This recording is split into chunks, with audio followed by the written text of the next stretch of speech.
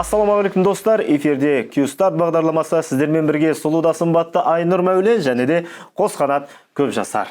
Армысыздар қымбатты көрермен, Q-Start эфирінде сіздермен қайта қауышқанымызға біз өте қуаныштымыз. Жалпы жақсы сөз жан азығы дейді ғой. Расымен де сөз ол адамдықтың айнасы, ал сол сөзді жүрекке жеткізетін ол әдебиет.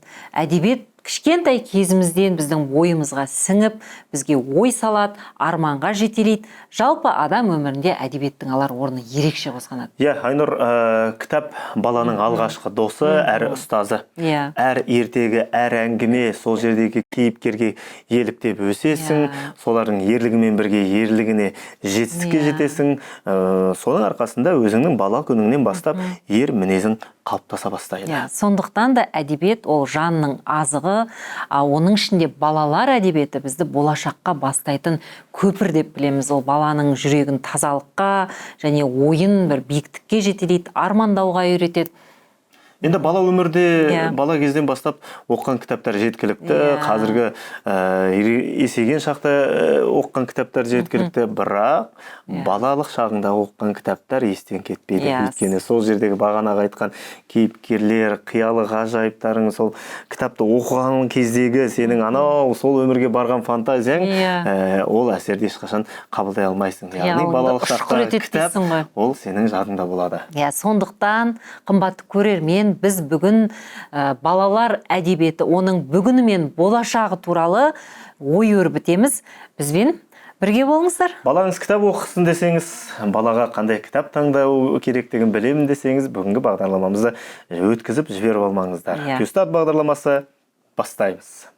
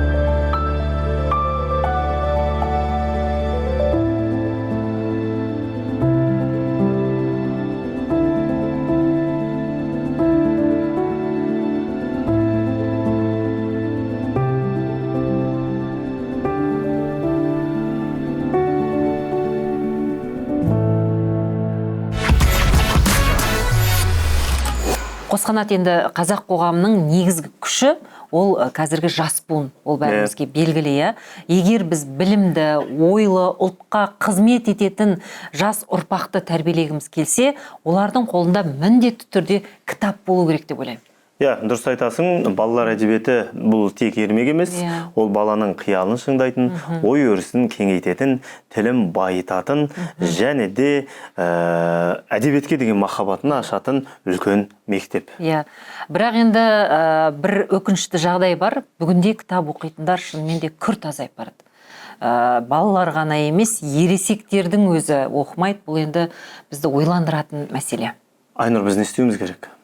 Қалайша біз оқитын қоғам боламыз. Қазақ жастарын кітап оқу үшін, әдетке айналдыру үшін, тіпті модаға, трендке айналдыру үшін қандай жұмыстар атқаруымыз керек? Енді дәл осы сауалды біздің келесі қонағымызға қойып көрсек, Қосқанат. Құрметті көрермен, бүгін бізде ерекше қонақ, ол балаларға арналған East Publishing атты баспа құрушы, талай жас оқырманды қуанышқа бөлеп жүрген жан, оның еңбегінің арқасында талай бүлдіршін қолына кітап жетті, талай жүректерді әдебиетке ғашық болуына үлкен үлесін қосты. Бізде Қазақстан Жазушылар одағы балалар әдебиетінің кеңесінің хатшысы, жазушы, драматург, жақында ғана PhD доктор деген атақ алған Әлібек Байбол. Қалыңыз қалай, Әлібек, қош келдіңіз. Қош келдіңіз. Енді біз бүгін оқитын ұлтты қалай қалыптастырамыз, балаларды әдебиетке қалай жақындатамыз деген өзекті сұрақ төңірегінде әңгіме өрбітіп отырмыз. Өзіңізге де осы сұрақты қойсақ, қалай қалыптастыруға болады оқитын ұлтты? Біріншіден, бұны балабақшадан бастау керек. Біз жалпы ауру асқанған кезде ғана айтамыз ол туралы. Өйткені бұл комплексті жұмыс. Әуелі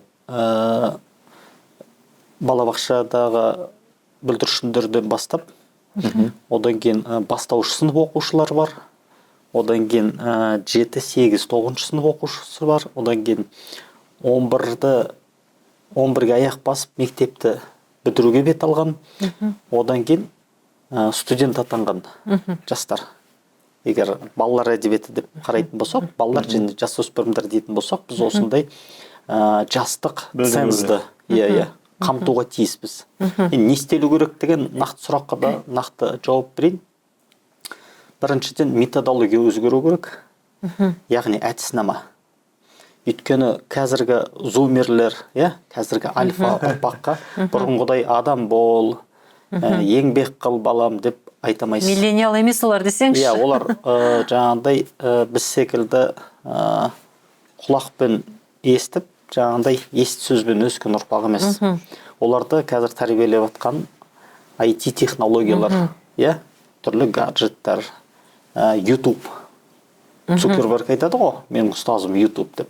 Бірақ бұлар ұстазды басқа қырынан танып отыр. Сондықтан бір әуелі методология өзгеру керек. Методология дегеніміз не? Оның ішіне көп дүние кіреді. Ол бірінші балаларға арналған кітапшалар. Яғни біз балдырғанда еліңді сүй, табиғатыңды аяла, экологиялық мәдениетті қалыптастыр деп әңгіме, тақпақ, жаңалтпаш, мазақтама секілді жанрлар арқылы тәрбиелеуіміз керек. Сол арқылы бейсанасын әсер етеміз. Ал осымен сусындап өскен бала кейін сіз сұнған повесть, әңгімелерді емін-еркін оқи алады. Мәселен, жеңіл тақырыптан бастауымыз керек дейсіз. Өткен жылы, яғни 2024 жылы Алматы Қуыршақтар театрында менің Бекзат деген балаларға арналған ертегім сахналанды. Енді оны Түркістан облысы қоймақшы, жалпы бүкіл Қазақстанда сахналамақшы. Оның алдыңғы жылы, яғни 23 жылы Керекудегі Павлодардағы Жүсіпбек Аймауытұлы атындағы музыкалық драма театрында «Жеті ойыншықтың жеңісі» деген драма ертегі жаздым. Ал 2018 жылы Ғабит Мүсірепов атындағы балалар мен жасөспірімдер театрында «Әріптер әлімен саяхат» деген ертегі жазған. Оны оқыдық біз. Әлі күнге жүріп жатыр. Енді сөзім нәрлі болсын деген ғой, біз қазір ақыл айтуға жақсымыз да. Бірақ сізге келген кезде өзіміз сіз ақылды нәтижемен жеткізіп отырсыз ғой енді. Жапырып тастағандай сөйлейміз ғой. Сондықтан методология дегеніміз осы. Қазіргі бала өзіңіз жазып көрсетіңіз. Өзіңіз жазыңыз, өзіңіз айтыңыз, өзіңіз насихаттаңыз. Сонымен қатар мен Қазақстан жазушылар одағының мүшесі ретінде, әрісі балалар әдебиеті кеңесінің хатшысы ретінде біз биыл балалар әдебиетінің бағбаны деген серияны бастап кеттік. Бұның жетекшісі, бұл серияның жетекшісі, алаштанушы, балалар жазушысы, үлкен ғалым Елдос Тоқтарбай. Мен досым. Биылдың өзінде Алла амандығын берсе, Бейсебай Кіріспаев секілді ұмытылып кеткен классиктің шығармаларын бөлек бір кітап қылып шығарғалы отырмыз. Онымен қоса Өтепберген Ақбек деген классик бар. Үлкен қайраткер, заңгер, аудармашы, балалар әдебиетінің көрнекті өкілі. Сонымен қатар профессор, ұстазымыз, балалар әдебиеті жанрында еңбек етіп жүрген жазушы, ғалым Нұрдәулет Ақыштың. Одан кейін Серікбай Оспанұлы бар, биыл мерейтойы Серағаның. Міне Тобыл-Торғай өңірінде туса да бүкіл Қазақстанға еңбек етіп жүрген осындай азаматтар. Насихатталу керек. Методология дегенге айтып отырмын ғой. Мына жерде пьесаларыңыз шығып жатса, аударма дайындаңыз, балаларға арналған скетч, ертегілер дайындаңыз. Мына жаққа тағы қосымша, бағанағы студент, бұлар студент барлық жастағы аудитория қамтылу керек. Жалпы жұмыс біздіңше енді комплекс түрде жұмыс жасау дегеніміз осы шығар деп ойлаймын. Енді мысалы, сіз жаңа кітаптарыңызды, кешір Қосқанат, айтып отырсыз, бірнеше кітап шығардым деп. Бірақ соны сіз насихаттау үшін, жарнамалау үшін, мына көпшілік оқырманға ертерек, тезірек тарау үшін, қолжетімді болу үшін не істеп жатырсыз? енді осыған келеге біздегі кітап культі деген жоқ. Кітап мәдениеті. Кітап мәдениеті кеңес одағы кезінде еңбек культі болды. Сіз еңбек етесіз, сол арқылы қоғамда беделге боласыз деген секілді. Сонымен қатар совет дәуірінің бір жақсы жерін айта кетейін. Кітап көп оқылды, кітап көп насихатталды. Дұрыс қой? Сол кездегі статистика бойынша КСРО әлем бойынша кітап оқудан бірінші орын алды деп айтылады. Ал кейбір деректер бойынша әлемде 10-қа кіреді. Дәл осы үлкен үде тұрғысынан Қазақстанға қарайық. Біз қазір әлем кітап оқу жағынан біз әлемде нешінші орындамыз? Айтуға ұяламыз. Иә. Жалпы нақты қаншаншы орындамыз, Әлібек мырза? Кітап оқу. Біз қаншасыншы орында екенімізді білу үшін оған әуелі әлеуметтік үлкен статистика жүргізу керек. Зерттеу жасалу керек. Миллион бөліну керек десеңші. Жоқ, менің ойымша біз алғашқы орында емеспіз. Алғашқы 10-ықта да емеспіз. 10-ықта да, 20-ықта да, 30-ықта да жоқпыз деп ойлаймын. Егер біз сол жақта болсақ, онда қоғамымыз өте сауатты болар еді. Адамдар бір-біріне кітап сыйлар еді. Қазір қонаққа барсаң, ел жұрттың үйінен кітапхана көрмейсіз. Тек қана әдемі киімдер, әдемі көліктер. Әрине ол да қажет шығар. Бұрын ол кітап культі болды ғой, Әлібек мырза. Енді мен соны айтып отырмын ғой, қазір ол күйреді. Тіпті жазушылар бір-бірінің үйінен кітап ұрлап кеткен жағдайлар. Қазір енді стенкалар болатын еді ғой. Іші толған кітап. Жазушыны былай қойыңыз, өзін азамат деп санайтын кісінің үйіне барсаңыз, әлі күнге дейін қарапайым мектеп мұғалімнің үйінде өлді дегенде 2 қабырға кітап сіресіп тұратын. Қазір ондайды көрмейсіз. Екіншіден, бір-біріне кітап сыйлап жатқан адамды да көп көрмейсіз. Келісетін шығарсыздар, Оған қоса, бұрын орталықтандырылған үлкен баспа жүйесі болса, қазір біз капиталистік формацияға өтуімізге байланысты жекелеген баспалар өте көп. Әрине ол бір жағынан сан дұрыс, бір жағынан ол сапа. Оның жақсы жағы да бар, жаман жағы да бар. Жақсы жағы нарық қалыптасып жатыр. Мәселен, егер мен тұтынушы ретінде өзіме қажетті дүниені ала аламын. Ал кемшін тұстары біріншіден қаржының жөнді бөлінбеуі, екіншіден талғамның бұзылуы. Өйткені көптеген кейде лайықсыз саналған сапасыз баспалар алға осып кетіп жатады. Яғни сол өнім насихатталып кетеді. Ал не жазды екен, қалай жазды екен деп қарасаңыз, әрине ол көптеген қателер табасыз. Енді балаларды бәрібір кітап оқуға баулуымыз керек қой. Менде 4-5 жасар балама, қыздарыма кітап алдым. Кітапты өзім түсінгем жоқпын. Ананың сыртқы суреті бәрі әдем болды, соған қызығып, бір емес бір 4-5 кітап алдым, үйге алып келдім. 4 жасар, 5 жасар қыздарым түсінбек түгілі ананың ішіндегі сөйлемдерді мен түсінбедім. Өйткені бір-бірімен әңгіме барысында байланыспайды.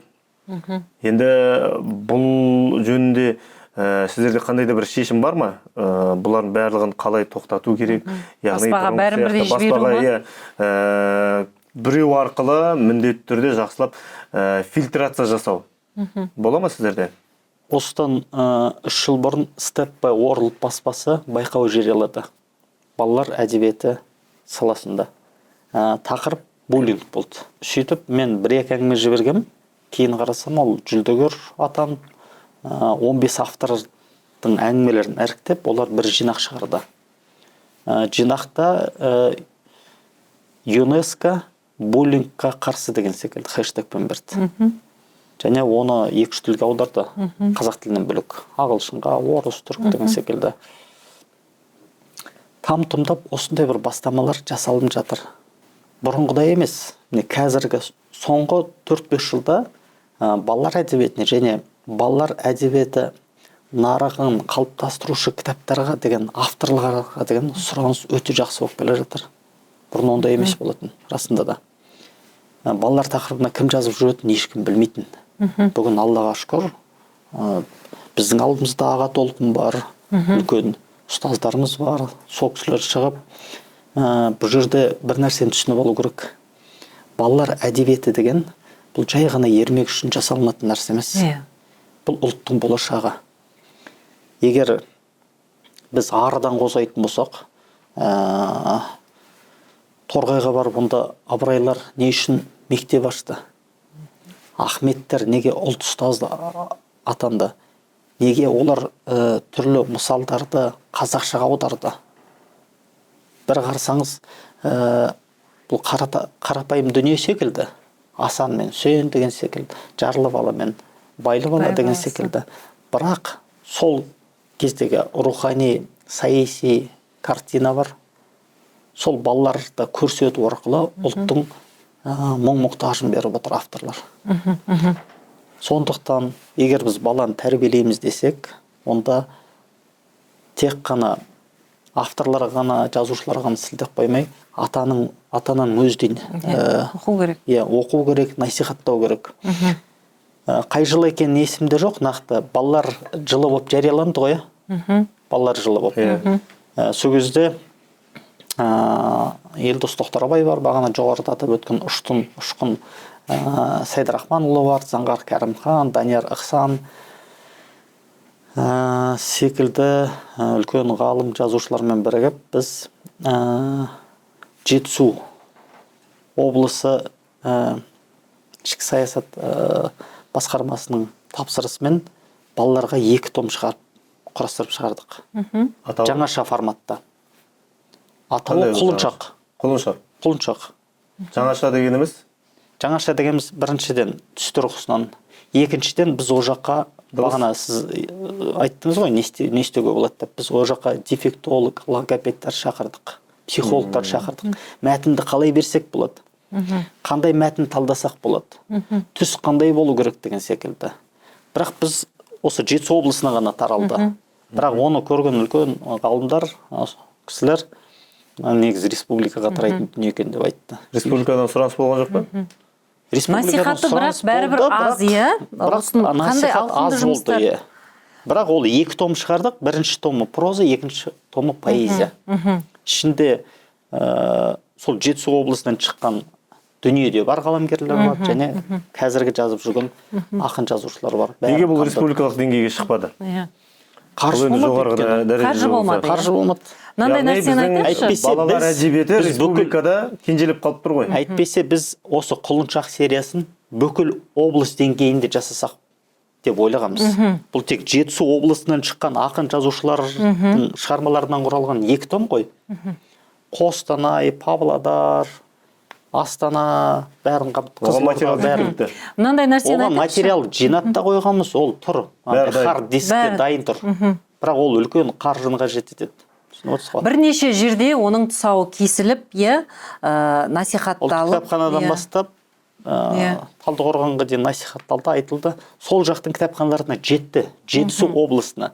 Бірақ ол республикалық деңгейде емес. Ұлттық кітапханадан басталды, Талдықорған қаласында аяқталды дейсіз ғой. Бүкіл республикаға жетпеді, Жоқ, айтып отырмын ғой, белгілі бір Жетісу облысына ғана арнап жасалынған жоба еді. Бірақ оның деңгейі одан жоғары деп тұрсыз енді. Деген секілді. Насихаты жетіспейді. Әйтпесе біз бүкіл облыстарды қамтысақ деп ойлағанбыз. Демек бізде қазақ балалар әдебиетінің өкілдері бар, жазатын жазушыларымыз бар. Бірақ олар жеткілікті ма, жеткілікті емес па? Мен сізге қазір айтайын, Қазақстан жазушылар одағының жазып жүр ғой, 800-ге жоқ мүшесі барды. Оның кемінде 150-сі кемінде балалар әдебиет тақырыбына қалам тартады. Балалар жазушылар бар, балалар ақындар бар, балалар драматургиясына қалам тартып жүрген драмашылар бар.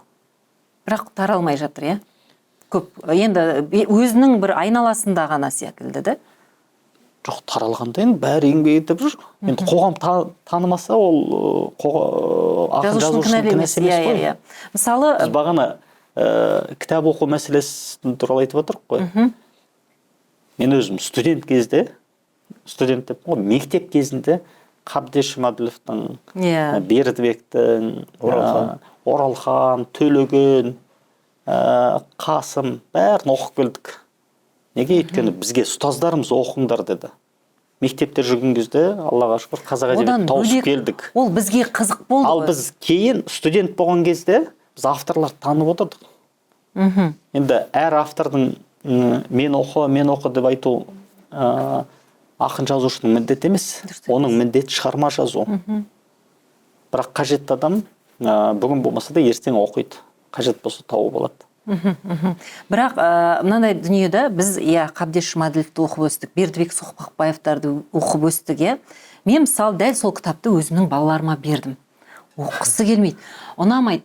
Ол біз неге оқыдық? Мысалы ол жерде ауыл баласының, ауылдағы қиын тағдыр, немесе басқа да бір ауылдың көріністері, ал қаланың баласына меніңше олардың бүгінгі ортасы, олардың проблемасы туралы айтатын жазушылар керек сияқты. Мысалы бір жылдары Анна Туккерман деген неміс жазушысы бар, соның маған әже керек деген бір кітабының тұсауы кесілді осы Алматыда. Бір емес, бірнеше кітапханада осы Алматыда сол неміс жазушысының тұсауы кесілді. Мен модератор болдым. Сол маған әже керек деген кітапты қыздарыма апарып едім. Кәдімгідей қызығып, анау 300 беттік кітап тауысып тастады. Екеуі де кішкентай кезінде тауысып тастады. Сонда мен түсінгенім, мүмкін қаланың баласына өзінің ортасы туралы жазылған кітап қажет шығар. Мысалы, жаңағы ауылдағы, қаладағы кішкентай қыз өзіне бір әже іздейді ғой. Соны табады, бірнеше әжемен араласы. Енді оқиғасы өте қызық. Кәдімде қызығып оқыды. Мүмкін бізге бір, маған да қызық болды, балаға да. Мүмкін бізге сондай бір деңгейдегі әдебиет жетпей жатқан шығар деген ой ғой менікі. Жоқ, оны түсіндім. Лилия Калаус деген жазушы бар, және Зира Наурызбаева деген мәдениеттанушы апайымыз бар, мифологы, марқұм Талас Әсемқұловтың жары ғой. Осы екі автор қосылып роман шығарған, естеріңізде болса. Бұл енді travel деген жанр бар ғой, сапар, саяхат дейді. Сол сипатта болды.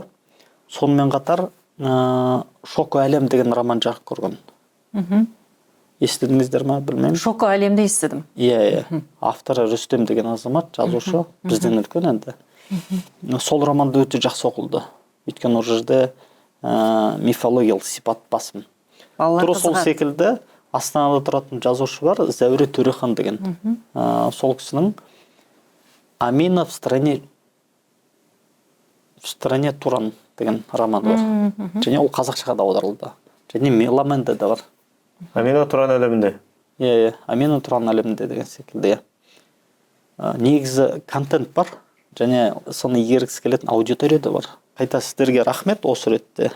Балалар тақырыбын қозғап, балаларға қатысып шығып авторлар шақырып, насихаттап жатқандарыңызға.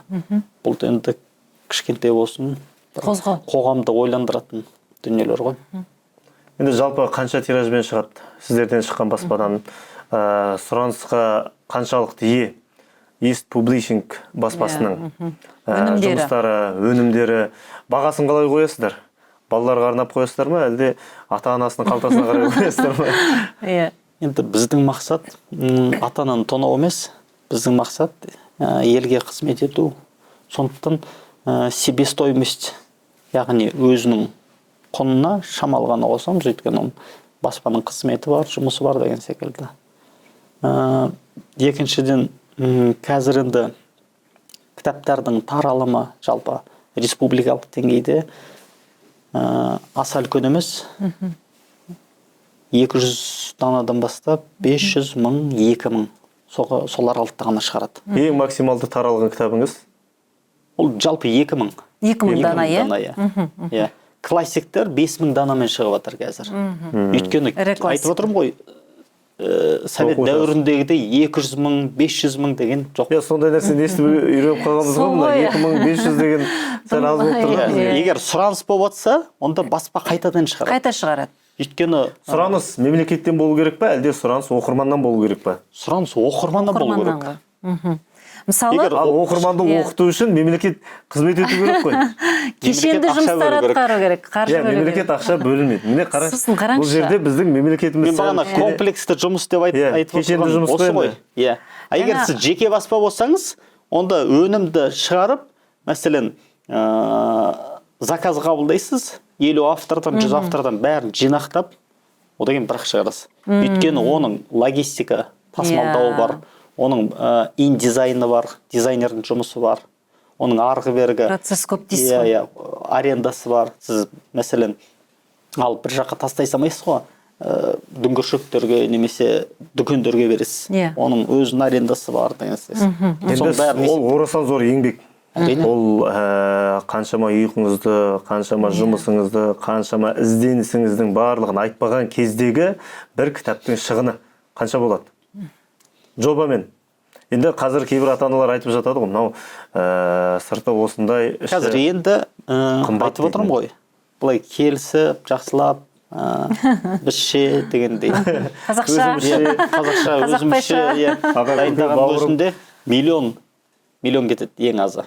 бір кітапқа. Бір кітапқа. Қанша тиражбен? Егер ол 2000 тиражбен шықса ма? 500. 500-дің өзіне. Иә.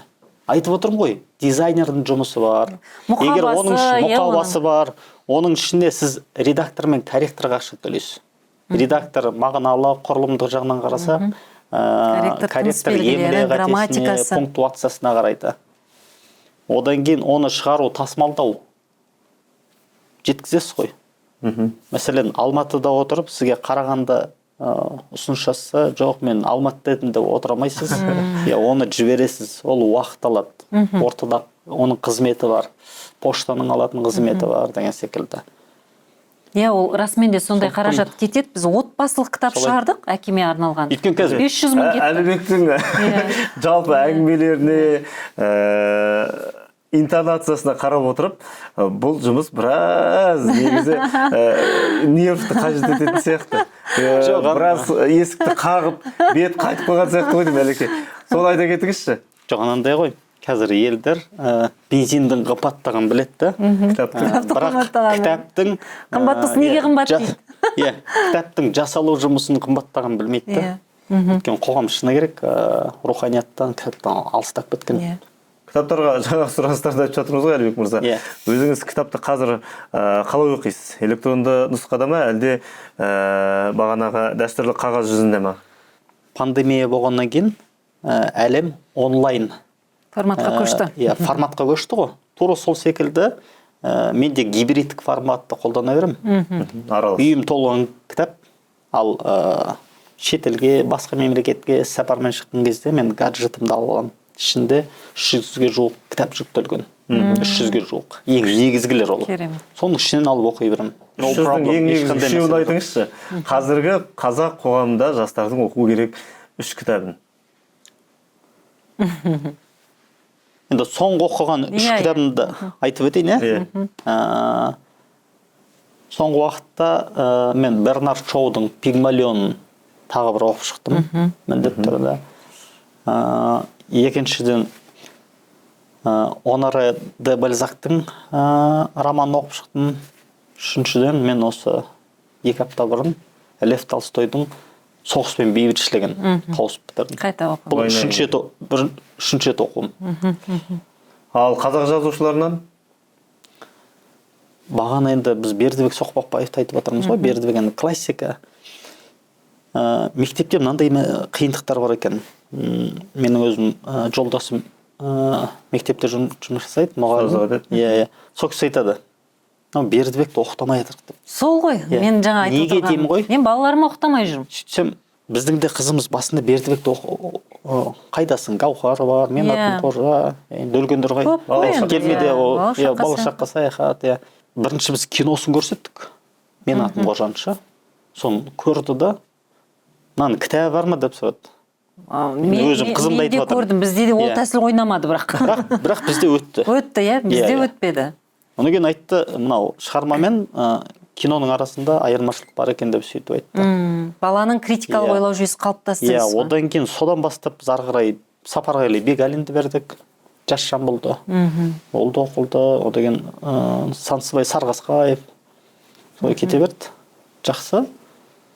Енді ол айтып отырмын ғой, неге бұны оқымайсыз деп, мына қазіргі балаларға тағы да айтамайсыз. Ол өзі таңдап оқиды.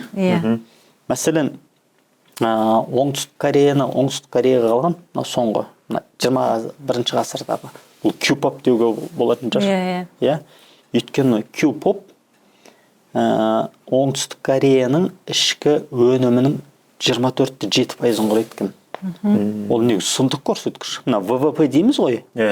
Сұмдық көрсеткіш қой. Ал қазіргі Қазақстандағы шоу-бизнесті алатын болсақ, жақында мен статистиканы оқыдым, ол ішкі өнімнің 4%-ында құрамайды екен. Неге? Өйткені біз налогты енден төлеп үйреніп жатырмыз ғой. Олар біріншіден өздері налог төлейді. Екіншіден, олар шетелге барып, сыртқы елдерде концерт қояды. Яғни, тек өзінен емес, сырттан да ақша жинайды. Мүмкін кітаптың мұқабасы, дизайны да бір рөл атқаратын шығар. Мысалы, мынандай сөмкеге салып жүретін кішкентай кітаптар, сосын аудармаларды көп оқиды деп жатырмыз ғой балалар. Оның сыртқы дизайны шынымен ерекше болады. Аудармалардың бір ішкі мазмұны керемет болмаса да, бір шағын болады. Ал біз мынандай кітаптарды әкеп береміз, аны бала көргенде қорқып кетеді ананы түрін. Әлібек мырза айтты ғой, баланы кітап оқитын қоғамға айналдыру үшін бұл мектептен емес, студенттік кезден емес, ол балабақшадан басталады дегеніз. Визуалды поэзия деген түсінік бар ғой, әдебиетте. Өлеңді шырша түрінде, куб түрінде дайындайтын. Ұйқасты әртүрлі. Маяковскийлердің стилі ғой. Сол секілді, енді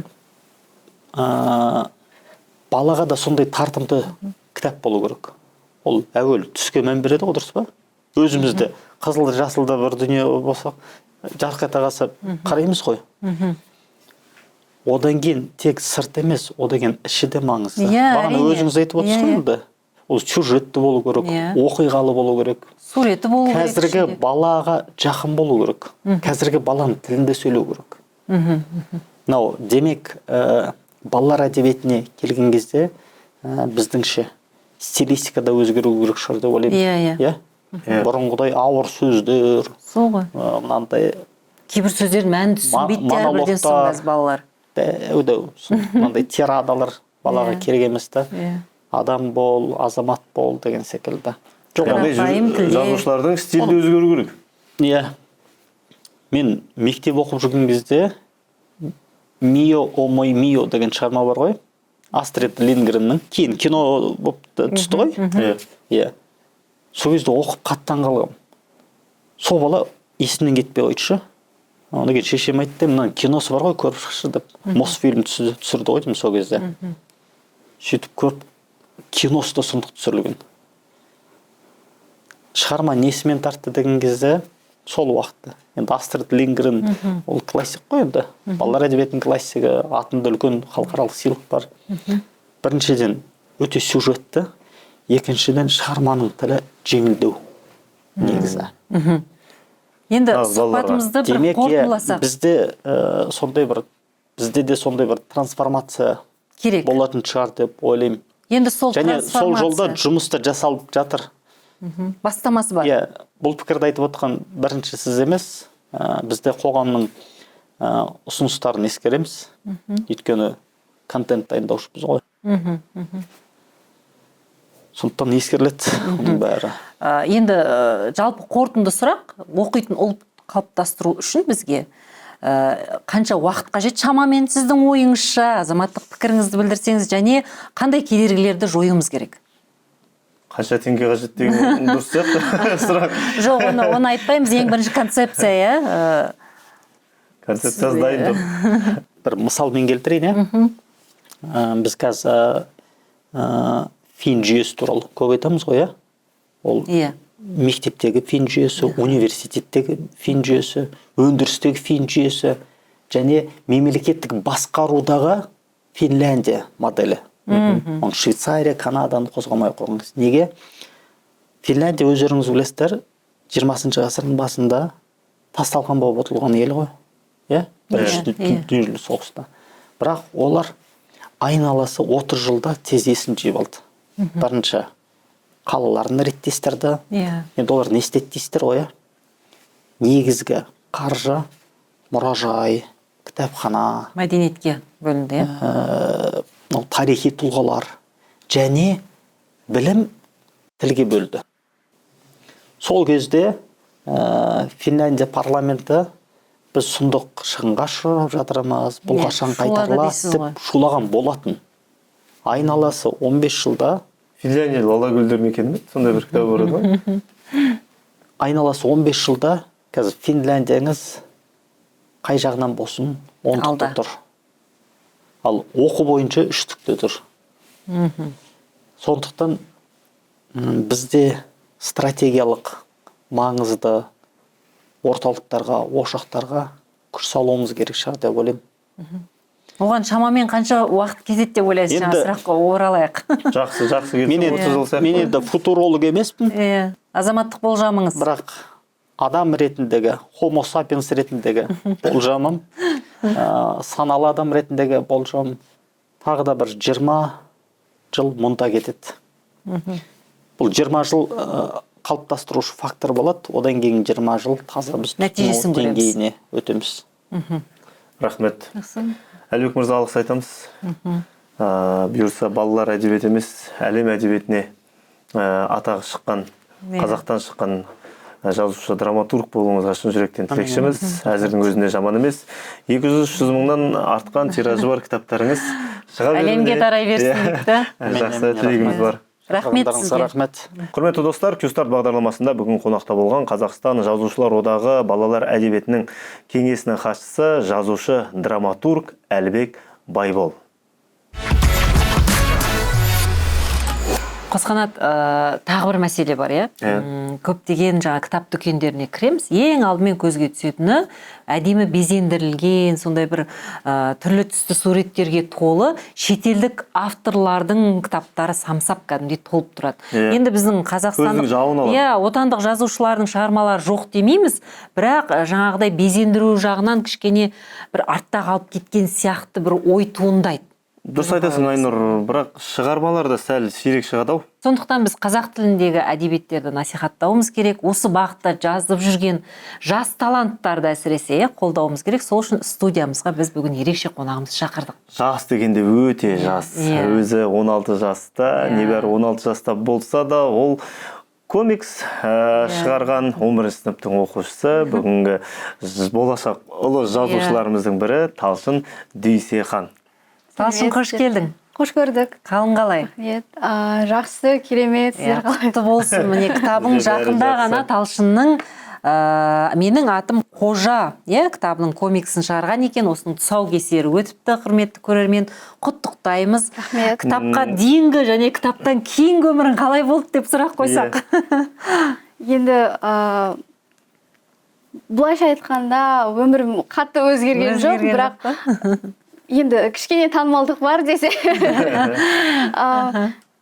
Өзімді сезіну жағынан кішкене өзгешелік бар ма? Өзгешелік бар, Қай жағынан, мысалы? Өзіңе сенімді бола бастадың ба? Мотивация алдың? Бұл басында кішкене ғана шимай шатпақ, жай ойымда жүрген нәрсе болған кезде мен ойламадым, бұл кәдімгідей комикс. Жалпы қайдан ой келді ондай идея? Біреу түрткі болды ма? Былтыр Бердібек Соқпақбаев атамыздың 100 жылдық мерейтойы болған. Сол кезде осы идея ойыма келген болатын. Өзім сіңіліме ертегілер айтқанды жақсы көрем. Сол ертегілерді кейін принтермен шығарып, мысалы бауырсақтың суретін беріп қойсаң, қайтадан әңгімелеп айтып беретін, өзі 3-ақ жаста. Сосын ойладым, неге осындай классикалық шығармаларды балаларға оңай түсінетін форматта бермеске деп. Сынбасқа, Кім бағыт-бағдар берді?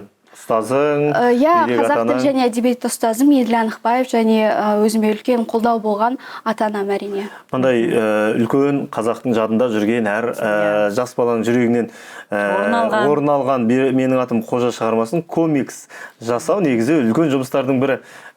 Сын көзқарастар болды ма? Қандай қиындықтар туындады осы комикс жазу кезінде? Қиындық дегенде енді бұл идеяны ұсынғаннан кейін оны әрине суретін салу керек болды. Бұл өте визуалды жұмыс болғандықтан. Командалық жұмыс, әрине, иә. Біз ең басында жасанды интеллектті қолдануға тырысқан едік, бірақ ол менің ойымдағы қожаны дұрыс бере алмады, бейнесін жеткізе алмады.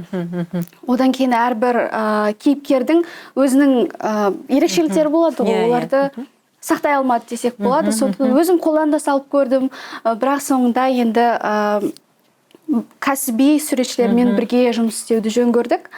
Сосын осылай 3 айдың ішінде жұмысқа шықты. 3 айдың ішінде сурет жасалып болды десек болады. Оған дейін көп мәтін жазылып. Ең жақсы көретін сәтім бұзауды Жанардың үйіне айдап баратты. Жоқ жерден түк білмегендей болып тұра қалады. Жалпы енді кітап оқитын ұлтты қалай қалыптастырамыз деген мәселені көтеріп отырмыз, өзің, сенің замандастарың, жаңағы достарың қаншалықты кітапты жиі оқисыңдар? Бұл мәселені негізі менің кітабымның презентациясында Базарбек Атығай ағамыз келген болатын. Сол кезде айтады, 19 ғасырда, яғни соғыстан кейін осы Жапония елінде үлкен экономикалық дағдарыс болады. Адамдар кітап оқуды қояды, қара жұмыс істейді, осылай енді интеллект жағынан төмендейді. Мәдениет жағынан төмен болады. Сол кезде оларда үкімет манга деген нәрсені жарыққа шығарады екен. Олар кәдімгідей үлкен сондай проект ашып, осы мангаларды насихаттайды. Солай адамдар. Енді қазір қарап отырсақ, Жапония ең кітап оқитын ұлт десек болады. Манго дегеніміз? Манга дегеніміз сол комикстің бір түрі деуге болады. Иә, сондай. Яғни бізге басқа форматпен жаңаша оқу тәсілін ойлап табады ғой. Қазақ әдебиетін мүмкін комикс түрінде тағы да көбірек ұсынамыз, балаларға. Енді келесі комикс қандай шығармаға? Комикс. Бұйырса негізі ертегілер жинағын жасасам деп ойлап жүрмін. Бірақ негізі классиканы жасаған дұрыс деп ойлаймын. Жөн көремін, өйткені балалар осыны оқығаннан кейін түпнұсқаға келуі мүмкін. Қызығушылық артуы мүмкін. Фильмін көбірек көруі мүмкін. Қанша тиражбен шықты? 100 тираж бірінші тираж. Мынау жаңа артын байқап қалдым. Оны туған туыстарыңа қалып кеткен шығар. Артында QR-ға өтсе, ағылшын тілінде оқуға мүмкіндік береді дейді. Яғни осы комиксті ағылшын тілінде оқуға береді. Шетелде де адамдар оқысын деген менде ниет болған, әрине. Мүмкін ол адам тек қана комиксті оқып түпнұсқаға өту емес. Бұл американдық адам біздің қазақ ұлтымен, оның дәстүрімен, мысалғы біздің ұлттық кодпен десек болады, кейіпкермен танысу деген мақсаттармен. Жарнама мектепте ғана болды ма, әлде сіздің өзіңіздің әлеуметтік парақшаңызда және де басқа біздің дүкендерімізде жарнамаланды ма? Алматы телеканалы келген болатын менің презентацияма. Сонымен қатар мен Ұланның белсенді авторы болғандықтан, Ұлан газетінің. Олар өздерінің газетіне жазған болатын. Енді өзің қанша жасыңнан бастап кітап оқыдың? Және ең алғашқы кітабың. Қазір енді күрделі тяжелый артиллерия көшіп кеткен шығарсың. Иә, қазір негізі классиканы жақсы көремін. Орыс классикасы, ағылшын классикасы дегенде. Мен негізі өзім кітапты онша жақсы көрмейтінмін. Мені анам көп кітаптар алып, ол кезде өзінің достарынан, мысалы, кітапханашы бір апайы болған болатын. Сол кезде көп кітаптарды үйіп әкеліп оқы. Сөйтіп менің бірінші кітабым осы Қожа болды негізі. 1976 жылғы баспа. Өте өзі ескі ма? Аспасаң бұрқырап тұрады. Сап-сары.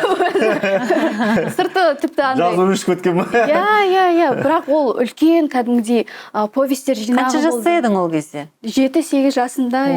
Сол кезде менің атым Қожан 7-8 жасында оқып бастасаң, ол үлкен көрсеткіш негізі. Қазір қандай кітаптар оқисың? Ең соңғы оқыған кітабым Джордж Оруэллдың 1984 кітабы болатын. Бұл енді сәл ауырлау деп айтсам болады. Қатарластарыңмен кітап талқылайсыңдар ма? Олар оқи ма сен секілді? Достарың, сыныптастарың? Кейбіреуі оқиды, бірақ негізі шынын айтсам, қазір бұл біз эффективтілікке, тез ақпаратты алуға ұмтыламыз ғой. Мысалы, TikTok-тың өзі 1 минуттық, 2 минуттық видео тіпті жоқ, 30 секундтың ішінде, 1 секундтың ішінде адамның назарын аударып алмасаң, қиын болады. Сол секілді қазір біз тым қысқаша мәліметке жүгінеміз деп ойлаймын. Аз қатарластарың кітап оқитын. Сенмен бірге кітап талқылайтын сенің деңгейіңдегі достарың жоқ па? Мен ең жақын достарыммен кітаптар талқылауға жақсы көреміз. Қандай кітап? Шетел әдебиеті, әлде қазақ әдебиеті, қайсысына көбірек? Барлығын әрине. Менің ең жақын достарымның бірі Қытай әдебиетін жақсы көреді. Мысалы, ол Қытай тілін оқып жүр, сол әдебиетті оқу арқылы ол сол мәдениетке қалай болады? Жақындайды және өзінің тілін дамытады. Енді ол жақсы ғой, шетел әдебиетін оқуда керек, бірақ біздің төл әдебиетіміз, бізде бір қорқыныш бар, қалып бара жатқан секілді. Қазір балалар, жастар өзіміздің әдебиетімізге қызықпайтын секілді. Сен сол тенденцияны байқайсың ба қазір? Бүгін келген жазушыларымыздың көпшілігінен кітапты сұрасақ, көбінесе шетелдік авторларды айтып жатыр. Иә. Біздің төл әдебиетіміз біздікі қызық емес па, әлде қызықтығып жазбайтын болған ба? Жоқ, әрине қызық. Мысалға, соңғы кездері... Жоқ, айтыңыз. Мүмкін жаңа мен айтқандай қаланың өмірін, қала қызының өмірін көрсететін кітаптар қажет пе сендерге? Менің ойымша, кітап адаммен резонанс туғызу керек, инклюзивті болу керек.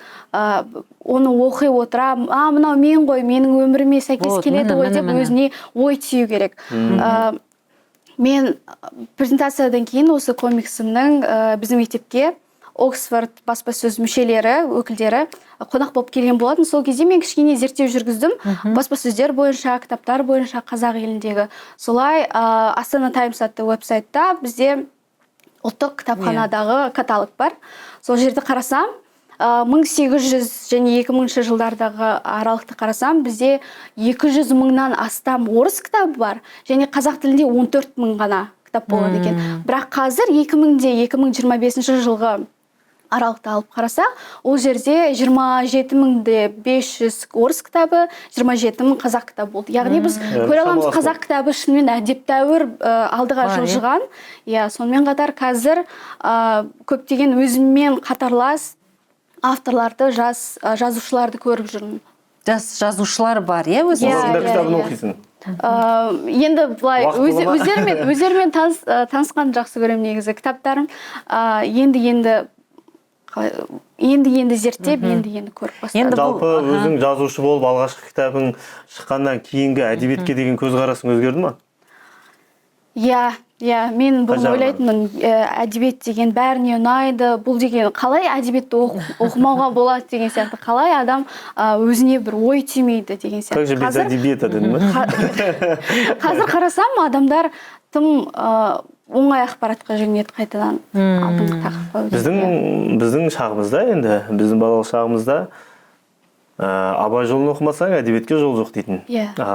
Сендер қазір Абай жолын оқыта ма? Міндеттей ма? Міндеттемейді, жоқ. Бірақ енді қателеспесем, мектеп программасында болу керек. Бағдарламасында болу керек. Өзің оқыдың ба? Мен әлі оқыған жоқпын. Бірақ мен қазақ классикасына... Шетелден Америкада бетіп, Семей жаққа саяхаттағың келмей ма? Жалпы, Талшын, енді бұл комикске құрылған кітап қой, енді өз жаныңнан шығармалар тудырғың келе ма? Замандастарыңның өмірі, қазіргі жасөспірімдердің мүмкін проблемасын жазарсың, тіл байлығың да тәп-тәуір екен, қазақша кітаптарды көп оқиды екенсің. Әрине ойда бар, бірақ әрине оған үлкен білім керек, сені қолдайтын адамдар керек дегендей. Енді бұл менің былайша айтқанда ең бірінші қадамым. Енді болашақта көре жатармыз, тағы осы жаққа келеді. Болашақта сені қай жанрда көреміз, яки қай салада көреміз? Енді қазір 11-ші классың. Мамандық таңдап үлгердің бе? Дәл қазір мен журнализм, экожурнализм саласында жүрмін. Өзімнің химия, экология бағытында үлкен проектім бар. Болашақ әріптес екенбіз ғой. Бұйырса. Енді өзіңнің ұсыныстарыңды айтшы, біз жастарды, өзің секілді жасөспірімдерді кітап оқуға баулу үшін біз не істеуіміз керек, жазушылар не істеу керек және мемлекет не істеу керек? Және біздің Талшын тек кітапхана жазып қоймай, өзінің сіңілісіне ертегі оқиды, кітапқа деген қызығушылығын арттырады. Бұл енді ең үлкен қадамдардың бірі сияқты. Осындай бір лайфхактарды жеткізіп берсең. Айтшы, мүмкін маған пайдалы болып қалар. Ата-ана ретінде мен де қазір балаларыма кітап оқыту өте қиын болып жүр соңғы кездер. Келген адамның барлығына өзінің мұң мұқтаж. Айтшы маған, қалай оқытам? Сені анаң не қолданды? Қандай лайфхактар қолданды? Ең біріншіден адам өзінен бастау керек. Сіз өзіңіз кітап оқып, балаларыңыз арасында осылай отырып, оларға кітап оқып беріңіз. Кешке қарай жататын кезде ертегі оқып беріңіз, әртүрлі оқиғалар, осындай орта туғызу керек, оларды қызықтыратындай. Менің анам орыс тілінің маманы болғандықтан орыс классикасын қатты жақсы көретін, оқитын, көп өзінің кітаптары болған. Соларды мен де оқып, осылай кітапқа қызығушылығым туды. Бірақ енді адам өзінің ойын өзгерту керек. Әдебиет деген ол керек емес нәрсе емес. Ол мектеп бағдарламасында әрине болу керек. Әдебиет деген қызық емес нәрсе емес. Ол деген адамды ойландыратын нәрсе.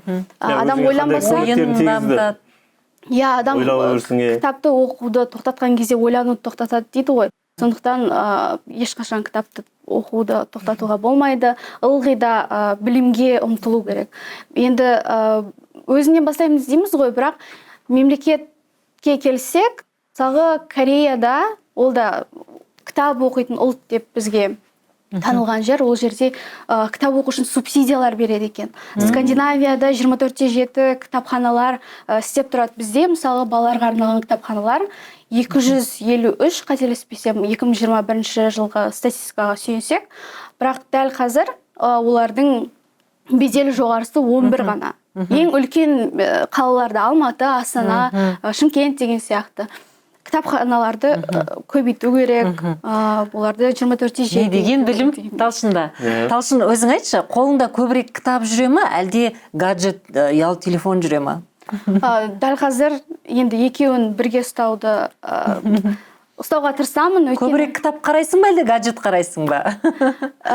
Көптеген мәлімет енді гаджетте болғандықтан, бәрібір оны көп іздену керек. Кітапты, мен айтқандай бағанағы кітапханалар қазір аз бізде. Олар өте алыс, барған қиын, мысалы.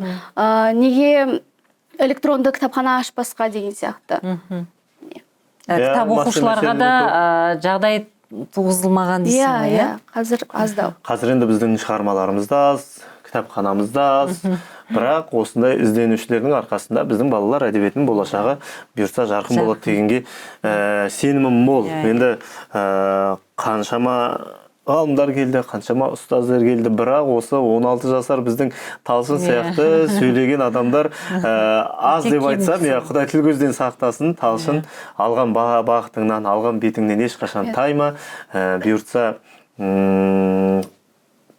Американың, Англияның үлкен каналдарында жұмыс істейтін алғашқы тұңғыш қазақ журналисті болуыңызға шын жүректен тілекшіміз. Рахмет. Біз оған сенеміз, Талшын. Болашағың алда, және өзің сияқты білімді жастар біздің еліміздің болашағы, негізгі күші, тұғыры. Осы тұғырыңнан таймай енді. Амин. Рахмет сіздерге. Құрметті достар, бүгін балалар әдебиеті тақырыбында бізге керемет сұхбат өрбіткен жас жазушы Талшын Дүйсенхан.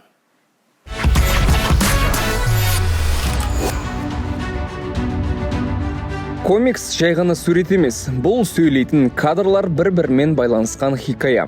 Әлемде миллиондаған оқырманы бар ерекше өнер түрі. Қазақстанда да осы жанр қарқынды дамып келеді. Комикс кітап пен мультфильмнің, басылым мен фильмнің біріккен жаңа формасы.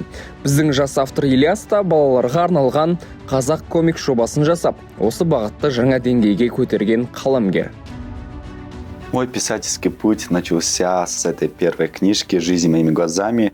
Это жанр, мотивация и психология.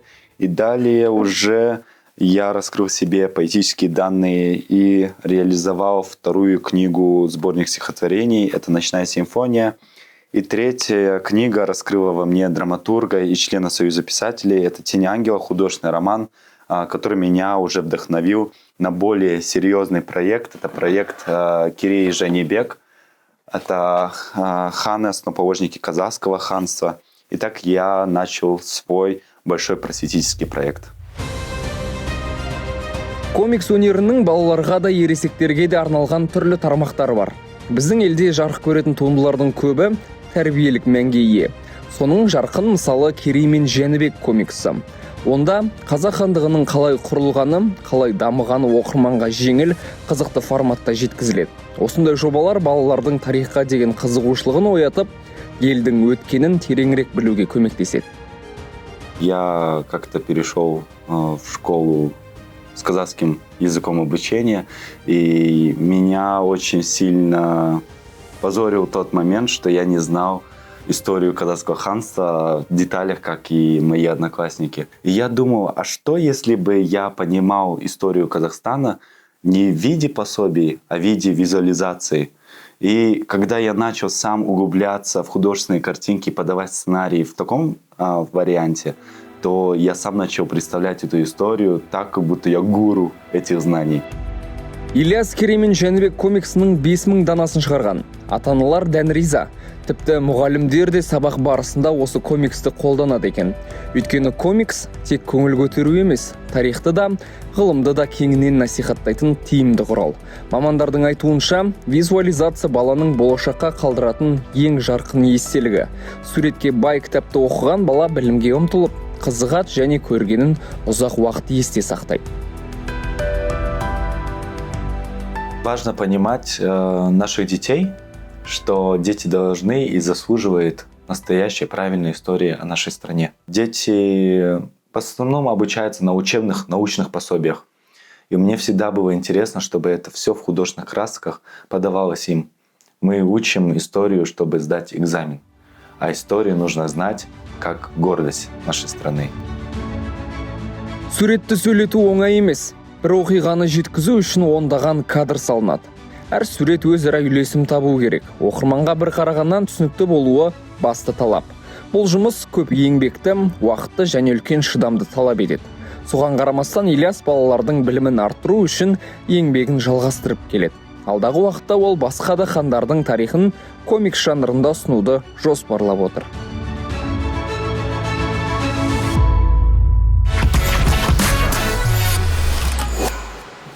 Қосқанат енді бағдарламамыздың басынан соңына дейін бір мәселені талқылап отырмыз. Балаға кітапты қалай үйретуге болады? Сені қатты алаңдататын мәселелердің бе? Оның жүрегіне кітапты жақын ету үшін, кітапқа деген махаббатын ояту үшін, ынтасын ояту үшін не істеуіміз керек деп толғанып отырмыз, Бірақ енді қазір кітаптан бөлек баланың назарын аударатын нәрселер көп.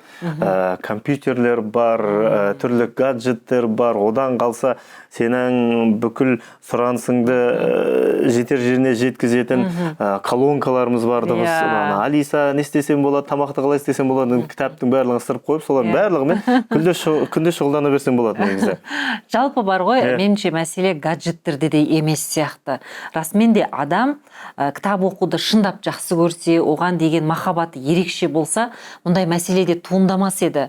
Меніңше бір қызығушылықты оятудың балаға бір жолдарын әлде білмей жүрген сияқтымыз. Сондықтан бұл мәселенің барлығын бізге нақтылап, анықтап шешіп беретін, сұрақтарымыздың барлығына толықтай жауап беретін маманымыз студиямызда таныстырып өтейік. Таныстырайық, East Publishing баспасының негізін қалаушы Амина Жеменей бүгін бізде қонақта. Қош келдіңіз, Амина. Қош болдық. Тегіңізден ақ көрініп тұр, батыстың қызысыз. Қандай шығармаларды бастап оқыдыңыз? Бала кезімде Жырдастан ертегі тыңдап өстім. Нағашы әжемнің қолында көп болатынмын. Ол қазақ тіл әдебиетінің мұғалімі болатын. Сол жатарда ылғи 1-2 сағат ертегі тыңдап, дастан тыңдап жататынбыз. Кітаппен дос болдыңыз? Кішкентай кезіңізден. Баспа саласына қызығушылық қайдан пайда болды? Негізгі мамандығым ағылшын тіл пәнінің мұғалімін, бірақ балалы болғаннан кейін балама кітап іздей бастадым. Сондықтан көбіне ағылшын тілінде кітаптар алуға мәжбүр болдым. Сонда неге қазақ тілінде балаларға арналған әлемдік әдебиет жоқ деген. Сіз сонда шетелде тұрдыңыз ба? Жоқ, Қазақстанда тұрдым. Қазақстанда тұрып балаларға ағылшын кітаптарын іздедіңіз? Орыс тілін үйретпеймін балама, ол тек қазақ ағылшын тілінде сөйлейді. Сол себепті әлемдік әдебиеттен сусындасын деген мақсатпен өзіңіз ашып бастадыңыз, иә? Иә. Сіз көбінесе енді аударма әлемдік классик жазушылардың шығармаларын аударып баспадан шығарасыз, солай ма? Әлде қазақ классиктарды бар ма? Бұйырса енді өзіміздің авторларды шығару ойымызда бар. Қазір 1-2 жоба істеп жатырмыз. Бірақ әзірге сол әлемдік әдебиет жауһарларын балаларға арналған қазақ тіліне аударып шығарып жатырмыз. Жалпы шетелдіктер қазақша аударуды, қазақтың әдебиетін шетелдік тіліне аударуды сұрай ма? Меніңше, егер жақсы қазір авторларды тауып шығарсақ, неге аудармасқа? Бізде авторлар келді бағана. Сіздерде қызмет ететін Әлібек бауырымыз келді, неше түрлі мәселелерді қозғады. Жалпы қазіргі балалардың әдебиеттен алшақтауы қандай мәселе? Жалпы қалай шешеміз бұл мәселені деген сұрақ Айнұрды бүгін қатты мазалап жатыр. Өйткені бір емес 4 бала бар, соның барлығына қалай кітапты қолына ұстатамыз деген қиын сұрақтар туындап жатыр. Расымен де мен алғашқы 2 балам кәдімгідей ешқандай күштеусіз, біз қазір қинап оқытатын дәрежеге жетіп жатырмыз негізі. Күштеусіз өздері оқыды, ертегін де оқыды, басқасын да оқыды, әлі күнге дейін әртүрлі әлем шығармаларын оқиды. Мына кішкентай екеуі гаджетке кімге ұқсағанын білмейді па. Кішкене кітапты қолына алады да 5 минуттан кейін ары қарай жауып қоя салады да. Соны қалай үйретуге болады баланы? Жалпы бала әке-шешесінің қойнында оқуды үйренеді дейді. Сол сөзбен негізі келісем. Бала туғаннан бастап оған оқуды үйрету керек. Кішкентай балаңыз әлі бесікте жатқанда бәрібір қандай да мәтін болсын, оны 5 минут дауыстап оқысаңыз, ол миына жақсы әсер етеді. Және қалыптасады. Содан кейін мысалы жаңа туған балаларға арналған ақ қара түсті кітаптар бар, ірі суреттермен, өйткені бала түс ажырата алмайды, мәтіні жоқ. Ол жалпы кітап концепциясын танысады. Өйткені жанына жақын бола бастайды ғой. Үлкен бір мәселе, балалар 7-8 жасында мектепке барғанда үлкен-үлкен оқулықтарды көріп, мәтіні көп кітапты көріп, сол кезде ғана кітап концептімен танысады. Ол кезде ол бір ауыр, түсініксіз бір нәрсе болып көрінеді, сондықтан кітаптан қашады деп ойлаймын. Сондықтан балаға бордбукс деген бар, мысалы қатты, шеттері үшкір емес, суреті көп, мәтіні аз кітаптар. Содан кейін үлкенірек балаларға қарапайым бір әңгімелер, комикстер. Жас ерекшелігіне қарай өзгере береді жанрлары. Содан кейін мысалы бізде Шымкентте Гаухар Арыстан деген балабақша бағалау эксперті бар. Ол Эккерс деген жүйемен жұмыс істейді. Сол Эккерске сүйенетін болсақ, мысалы балабақшада кітап оқу бұрышы болу керек. Ол жерде әр тақырыпқа кем дегенде 15-20 кітап болу керек. Маусым өзгеруіне қарай кітаптарды өзгертіп отыру керек, ротация болу керек. Сонда бар ма бізде ондай балабақша? Жасқа емес, маусымға қарай кетіп тұр ғой. Маусым болсын, жас болсын, түрлі тақырып, мысалы кейбір балалар динозаврларды жақсы көреді, кейбірі машина жақсы көреді. Соған қарай арнайы бір кітаптар бар. Мысалы ағылшын тілінде өте көп трактор бас кейіпкер, соның бір хикаясы туралы кішігірім кітаптар бар. Сол сияқты кітаптарды да қазақ тілінде шығарса, балалар менің ойымша кітапқа сүйсінеді. Әсіресе мына жануарлар әлемі, өзіңіз айтқан динозаврлардың өмірі жата жастана оқыды. Мысалы, менің ұлым динозаврларды керемет жақсы көреді. Әр динозаврдың атауын бәрін біледі ғой. Бірақ олардың бәрі көбінесе жаңағы шетелдік авторлардың кітаптарды. Өзіміздің отандық авторлардың осындай танымдық кітаптары қашан жарық көреді? Жарық көрейін десе, жаңа көрдіңіз ғой, шығармалары жазылған, бірақ жарық көре алмай жатқандар бар сияқты. Бірақ көбінесе біз әдебиет туралы айтып кетеміз де, шынымен де жаңа сіз айтқан танымдық кітаптар, олар бізде әлде бір аз секілді. Әлде аз, өкінішке қарай. Мысалы, ақшта ДНК деген баспа бар, олар Смитсониан деген біздің ғылым ордасының аналогы десек болады. Солармен жұмыс істеп, балаларға түсінікті, суреті көп, мәтіні аз энциклопедиялар шығарады. Мысалы, динозаврлар әлемі дейді, археологияға кіріспе деген сияқты. Енді бұйырса бізде соны істейміз деген жоспарымыз бар. Қазақшада шығарамыз. Енді шығармалар шықпай жатыр, жұмыс жасалмай жатыр деп айтуымыз сіздердің еңбектеріңізді құнсыздандыру болып есептеледі ғой. Бірақ сіз енді біздің көрерменімізге East Publishing баспасының бір күшті шыққан кітаптары жайлы бір таныстырып өтсеңіз, осы 2025 жылы шыққан вау дейтін жаңалықтарды айта кетіңізші. 24-те әзірше 2 кітабымыз шықты. Әлемдік балалар әдебиетінің жауһарлары, Род Кэмпбелл ағылшын авторы және Эрик Карл американдық иллюстратор жазушы. Соның 2 кітабын аударып шығардық. Балаларға арналған 0-ден 3 жасқа дейінгі балалар. Енді бұйырса осы бір айдың ішінде Польшадан 3 кітап аударып шығардық. Қазір баспада типографиядан шығып қалады. Және қандай кітаптар? Ван Дог деген бір иттің саяхаты, суретші иттің. Соның өзінің суретін салып галереяға қалай тапсырған туралы. Қандай қызық сюжеті. Біздің Қосқанаттың бір дәстүрлі сұрағы бар, бюджеті қалай деген. Осы кітаптардың бағасы қалай? 2024-тің бір жылдың ішінде 2 кітап. Бұл 2-ақ кітап деп айтуға бола ма әлде? 2 кітап деп ауыз толтырып айту керек па? Енді біз жаңа баспа болғаннан кейін ауыз толтырып 2 кітап деп айтуға болады. Олардың бағасы қандай? Қазір қалтаны көтере ма мына ата-аналар балаларына? Қалтаны көтереді. Бірақ екінші мәселе, өкінішке қарай біз қазақ тілінде тираж аз шығарамыз. Мысалы, ағылшын тілінде кітаптармен салыстыратын болсақ, біздің тираж өте аз. Қанша тиражбен шығарады? 2000-3000 тиражбен шығарамыз. Мысалы, ақш-та олар 30-50 мың тиражбен шығарады. Тираж көп болған сайын оның бастапқы бағасы да өте төмен болады. Тираж аз болған сайын оның шығындары да көбірек болады. Бағасы да көбірек. Бірақ жалпы біз бағаны қатты өсірмей, сол ағылшын орыс тілінде кітаптармен бірдей ұстап тұруға тырысып жатырмыз. Бекітілген стандарт бар ма? Кітаптың бағасы мысалы 5000-нан аспау керек балалар әдебиеті деген секілді. Әлде ондай жоқ па? Ондай жоқ. Мысалы, Гарри Поттерді кемінде мен 8,5 мыңнан алдым ғой деймін балаға. Өте қымбат, иә? Өте қымбат, бірақ бір жағынан бұл үлкен инвестиция баланың болашағына, өйткені оқып ол, мысалы, көркем әдебиет жалпы баланың тынышталып, айтамыз ғой, anxiety, бір қорқыныштың басуына көмектеседі, қиялын дамытады, мысалы, мәтінді саралауды үйретеді. Сондықтан ол қымбат емес, керісінше баланың болашағына үлкен инвестиция деп қабылдау керек деп ойлаймын. Барлығы өзіңе айналып келеді ғой. Енді менде бір сұрақ туындап тұр. Сіздер кітапты аударасыздар. Олардың авторларына қаламақы төлейсіздер ме? Біз лицензиясын сатып аламыз. Лицензиясын. Бір кітаптың лицензиясы, енді мен ақшаға қатты құнығып кеткен адаммын. Сұрай бергім келеді. Жаңа ит туралы лицензияны қаншаға алдыңыздар Польшадан? Енді көрермен білсін сіздің еңбектеріңізді, ақшаның бәрі қайда кетіп жатқанын, бір кітаптың құны неге олай қойылатын барлығын есептейікші. Жалпы бір кітаптың шығынын алатын болсақ, ол жерде лицензиясы бар, содан кейін қазақ тіліне аударғаннан кейін ISBN сатып аласың, ол штрих-код халықаралық, содан кейін Қазақстанда біз сертификация бар, балалар әдебиетіне арнайы соны аласың. Типографияның шығыны бар, аудармашының, редактордың, сосын бет деген адамның.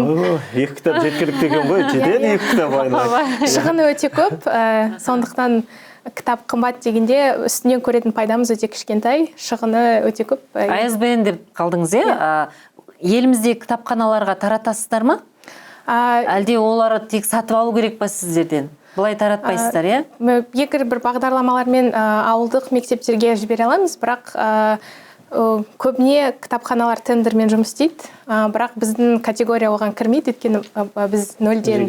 Демек, сіздердің кітаптарыңызды тек кітап дүкендерінен сатып алуға тура келеді. Солай ма? Кітапханалардан барып оқи алмайды.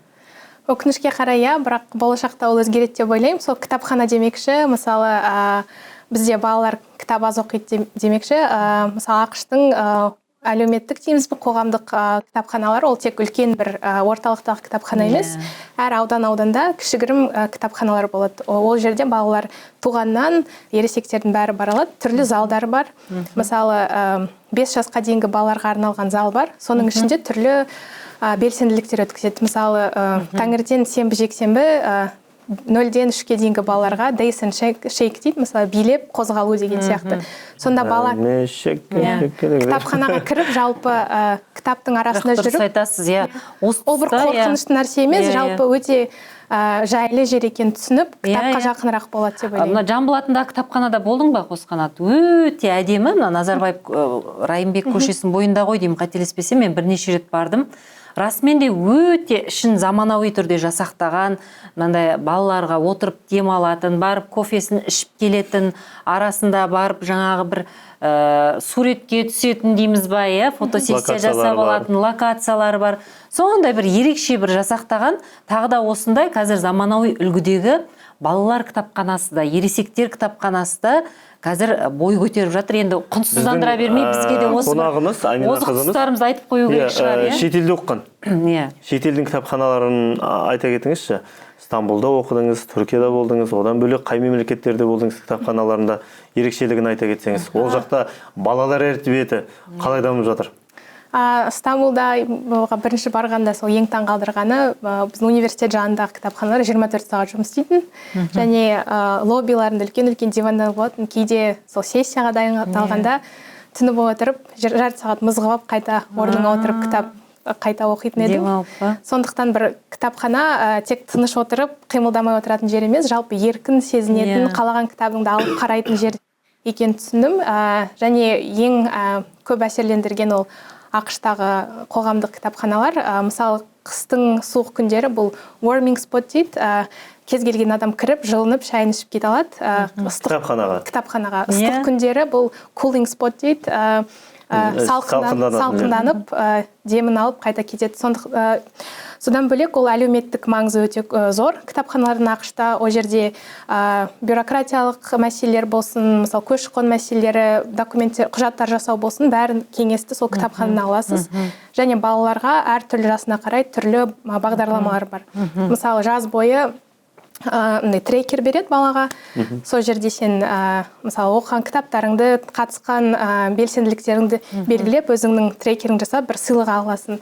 Олымен мысалы біз бардық 3 пен 5 жас аралығындағы балаларға story time деген кітап бір тақырып алады, мысалы шыбын дейік. Шыбын бас кейіпкер, сол туралы бір кітап. Оның алдында бір 15 минут әртүрлі андай қыздыратын жаттығулар жасайды, әңгімелеседі мұғалімдер. Сосын сол кітапты оқиды. Содан кейін балалар сурет салып, немесе қағаздан сол шыбынды жасап, бір көңілді уақыт өткізеді. Біткенде әр бала бір сыйлық алады. Сонда менің ойымша балаға кітап оқу өте қызық, бір танымдық маңызы бар. Мынадан кейін оқымай көрдің да, ойыннан кейін, биден кейін.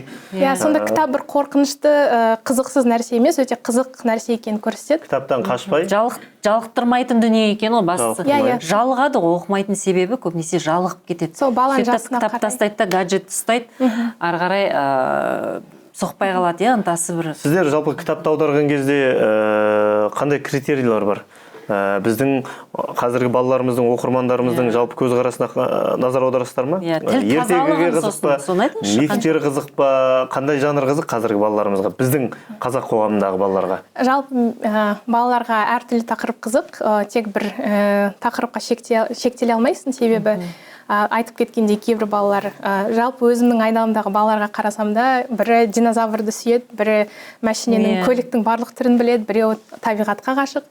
Сондықтан алуан сан түрлі кітаптар шығара беру керек, әр бала өзіне керегін, қызығын табатындай. Аудару бізде түрлі тақырыпта аударып жатырмыз. Аудару бізде, мысалы, Назгүл Қожабекпен жұмыс істейміз, білетін шығарсыз. Онда тіл тазалығы сақталады деген сөз. Мен сол кейбір кітаптарды, аудармаларды ақтарып қараймын, қате өріп жүреді. Стилистикалық, грамматикалық өте көпті. Сол жағынан сіздер белгілі бір жаңағыдай мамандармен жұмыс істейсіздер, ол жағынан сын ескертпелер болып жата ма мысалы? Әзірше сын естімедік. Бірақ енді Назгүл Қожабек ол өте мықты аудармашы және тіл маманы.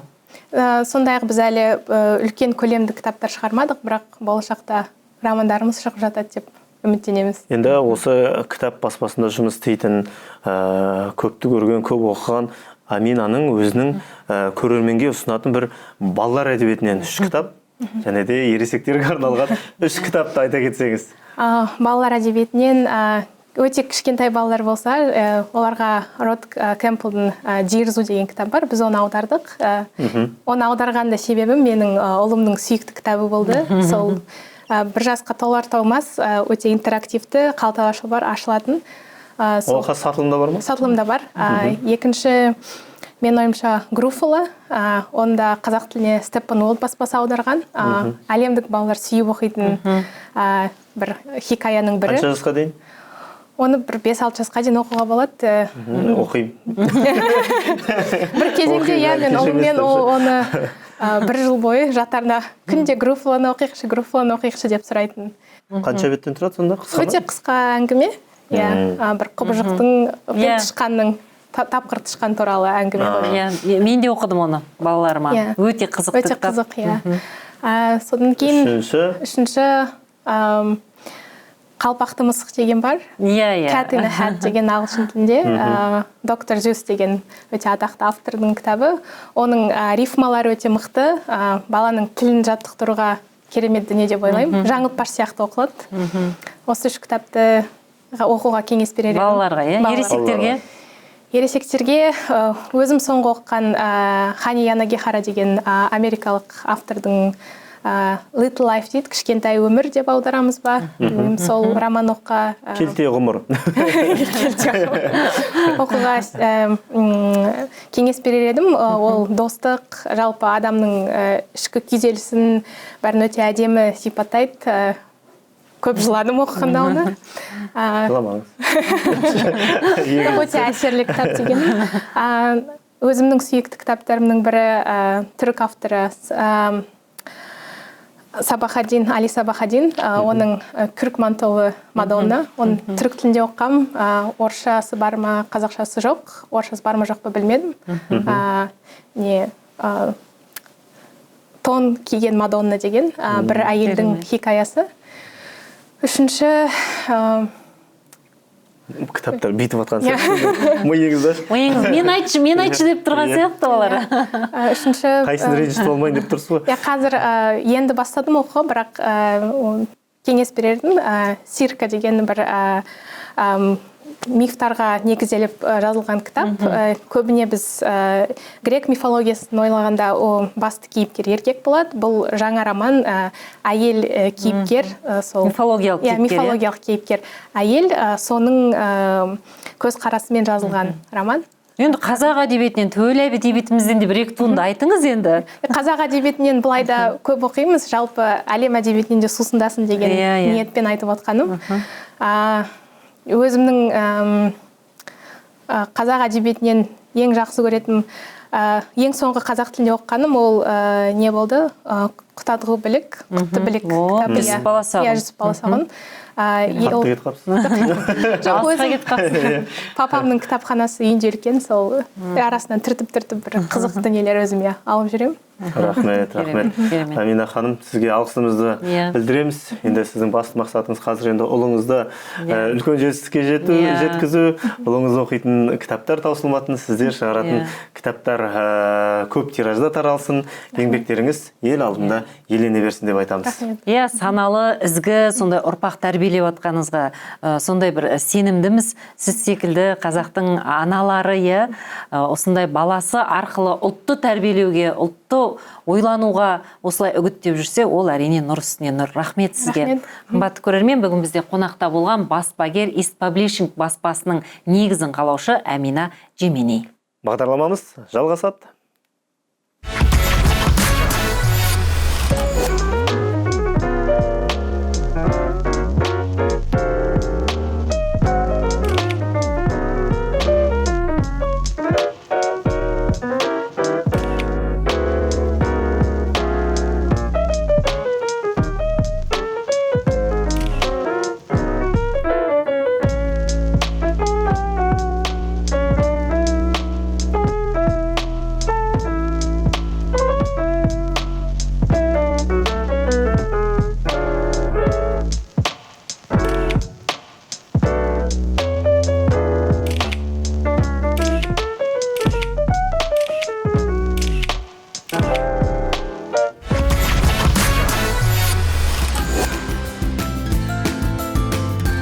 Мәтінді оқудың пайдасы туралы ғылыми дәлелдер көп, және олардың өмірдің әр саласында әсер ететінін көрсетеді. Біріншіден, қысқа мерзімді тиімді әсері бар. Университеттердің зерттеуі көрсеткендей, тек 6 минут оқу стресс деңгейін айтарлықтай төмендетеді. Тіпті музыка тыңдаудан да тиімді. Екіншіден, әдеби шығармаларды оқу ақыл ойды, эмоцияны түсінуді дамытады. Бірнеше эксперименттік зерттеулер әдеби проза оқыған адамдардың басқа адамның ой жүйесін жақсы түсінетінін көрсетті. Демек, әдебиет эмпатия мен әлеуметтік сезімталдықты арттыра алады. Үшіншіден, Кітап оқу ұзақ мерзімді денсаулыққа да оң әсерін тигізеді. Үлкен жинақтық зерттеулер оқитын адамдардың оқымайтындарға қарағанда орташа өмір сүру ұзақтығы жоғары екенін көрсетеді. Төртіншіден, когнитивтік қорғау және қартаюға қарсы әсер туралы зерттеулер бар. Демалыс уақытындағы оқуға қатысу, ой әрекеттері мен интеллектуалдық хоббилердің болуы деменция қаупін азайтуға және когнитивтік дағдының ұзақ уақыт сақталуына ықпал ететіндігі туралы дәлелдер табылады. Бесіншіден, білім мен тілдік даму тұрғысынан оқу өте маңызды. Халықаралық PISA талдаулары мен балаларды зерттеген ұзақ мерзімді зерттеулер оқуды қызығушылықпен әрі тұрақты түрде істеген жасөспірімнің оқу жетістігі, сөздік қоры және мәтінді түсіну дағдылары бойынша айтарлықтай алда екенін көрсетті. Сонымен қатар тәжірибелік психология мен нейроғылымда әдебиет пен оқудың эмоцияны реттеу, стрессті жеңілдету, креативті ойлау мен сыни ойлауды дамыту сияқты артықшылықтары туралы деректер бар. Яғни оқу тек ақпарат алу емес, сонымен бірге тұлғаның эмоционалдық және когнитивтік өсуінің кешенді механизмі.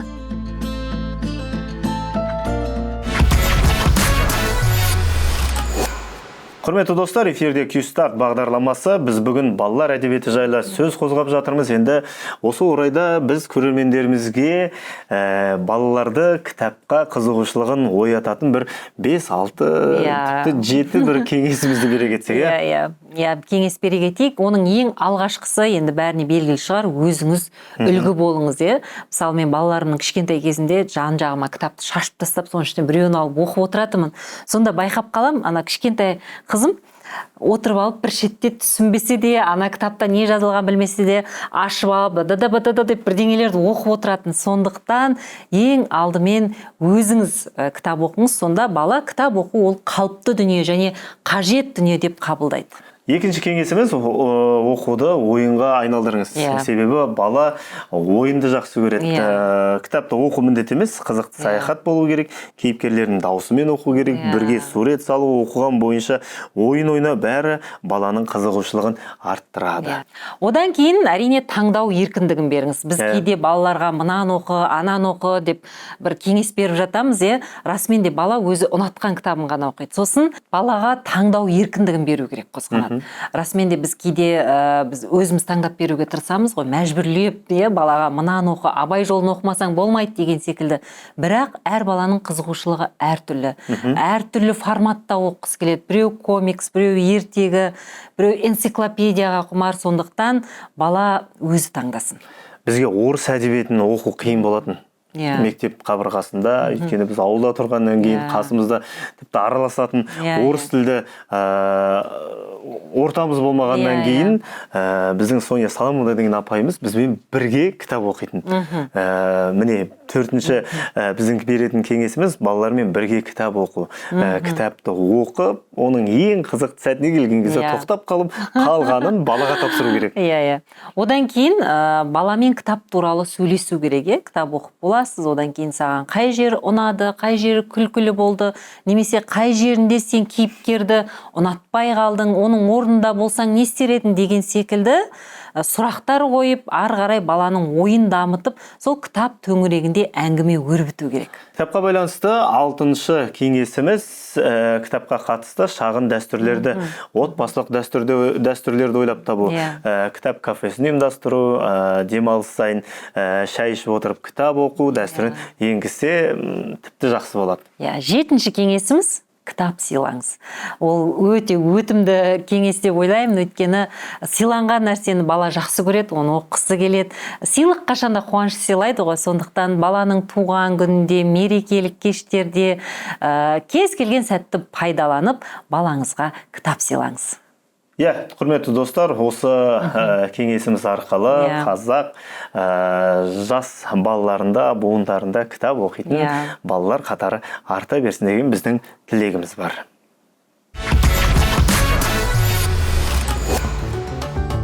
Баланың кітапқа деген сүйіспеншілігін оятуға көмектесетін 5-7 нақты кеңес.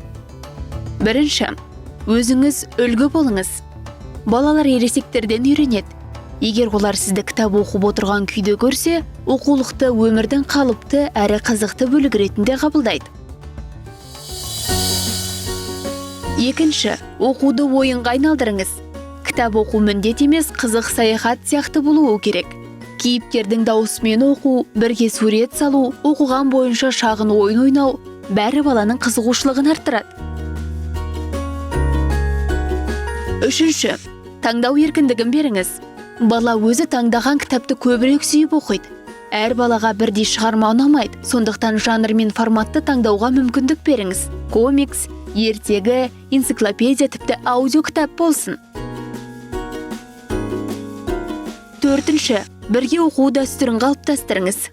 Кешкісін бірге кітап оқу отбасы үшін жыл әдетке айналсын. Бұл тек оқу емес, жақындасу сәті. Бесінші, кітап туралы сөйлесіңіз. Оқығаннан кейін сұрақ қойыңыз, саған не ұнады, қай жері күлкілі болды, сен сол кейіпкердің орнында болсаң не істер едің? Осылай баладағы ойлану мен пікір айту дағдысы қалыптасады. Алтыншы, кітапқа байланысты шағын дәстүрлер ойлап табыңыз. Мысалы, демалыс сайын кітап кафесі жасап, шай ішіп отырып оқу, немесе оқылған әр кітап үшін шағын стикерлер жабыстыру, мини журнал жүргізу. Жетінші, кітап сыйлаңыз. Мереке сайын ойыншық емес, сүйікті тақырыбына сай кітап сыйлаңыз. Егер кітап сыйлық ретінде келсе, ол бала үшін ерекше құнды болады. Енді Қосқанат студиямызға келген қонақтарымыздың көпшілігі өздерінің кітаптарын ұсынып жатыр. Мына кітапты оқыңыздар деп қызықты кітаптар топтамасын айтып жатыр. Ендеше біз де ұсынып көрейік, бала күнімізде өзімізге қызық болған кітаптар топтамасын. Әрине, бұл біздің қазақи классикаларымыз, бүгінгі балаларымыз онша қызықтыра қоймас, бірақ бұл кез келген уақытта қайта оралып, балаңмен бірге оқуға тұрарлық шығармалар. Бердібек Соқпақбаевтан бастайық, балалар жазушысы, көрнекті балалар жазушысы Ергежейлер еліне саяхат деген кітап балаларға қызық болады деп ойлаймыз. Бұл жерде ойландыратын, баланы қиялға жетелейтін бір ертегі мен өмірді шебер тоғыстырған шығарма, сондықтан кеңес береміз. Ал менің ұсынатын кітабым Сайын Мұратбековтың Жабайы алма кітабы. Соғыс жылдарындағы балалардың қиыншылығы, көрген өмірі, ауыл балаларының кейпі бұл кітапта жақсы суреттелген. Сондай соғыс бола тұра балалар бірікті, достасты, керемет қызықты балалық шақты өткізді. Келесі шығарма Сапарғали Бегалиннің Көксегеннің көргендері деген туындысы. Бұл ерекше туынды, себебі бұл да соғыстан кейінгі өмірді, соғыстан кейінгі балалардың арман тілегі бейнеленген кітап. Кәдімгідей сол дәуірді сезінуге мүмкіндік беретін туынды. Ең керемет кітаптардың бірі, ең керемет шығармалардың бірі Оралхан Бөкейдің Қарғызды повесін айтпай кету мүмкін емес. Табиғат, махаббат, адамның ішкі әлемі, жалпы кітапты оқи отырып, сол бір әлемге, Қарғызы әлеміне жол тартасың. Маған бір ерекше ұнаған және өзіме ерекше әсер қалдырған туындылардың бірі Шерхан Мұртазаның Ай мен Айша шығармасы. Бұл енді автобиографиялық шығарма. Сондай қызық, ана мен баланың тағдыры арқылы бүкіл халықтың рухани өмірін, тағдырын, рухын сезгендей боласың. Енді жата жастана бір күннің ішінде оқып тауыстым осы кітапты. Өте керемет, қымбат көрінді. Енді қазақ әдебиетінде қайталана бермейтін, кездесе бермейтін жанрлардың бірі ол фантастика. Ол Талап Сұлтанбековтың ғажайып планетасы, ғарыш, жаңа әлемдер, ізденіс, бәрі баланың қиялын ұшқындайды.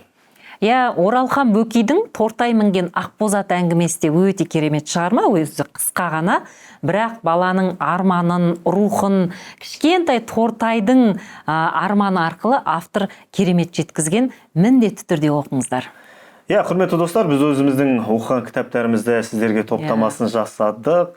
Сіздердің де ұсынатын кітаптарыңыз болса, балалардың оқымай кеткен, сәл ғана қалып қойған кітаптарыңыз болса, біздің әлеуметтік желімізге жазыңыздар. Біз де халыққа ұсынайық. Оқылмай қалған кітап қалмасын, достар. Қымбатты көрермен, бүгін біз әдебиеттің біздің өміріміздегі орны туралы айтып жатырмыз. Әдебиет халықтың жадын сақтайтын, оның рухын тәрбиелейтін үлкен күш. Дәл осылай ең бастысы балалардың бойында кітапқа деген махаббатты, әдебиетке деген құштарлықты ояту керек. Кітап оқыған бала елінде, жерінде, әдебиетінде өзінің тарихында біліп өтеді. Қымбатты көрермен, бүгінгі әңгімеміз сіздерге ұнады және терең ой салды деген ойдамыз. Бізбен бірге осы уақыт аралығында болғандарыңызға алғысымыз шексіз, ал біз осы тұстан өздеріңізбен қоштасамыз. Сұлу да сымбатты Айнұр Мәулен және де Қосқанат көп жасар, қысқа ғұмырда көп жасаңыздар, аман болыңыздар. Амандықта жүздескенше.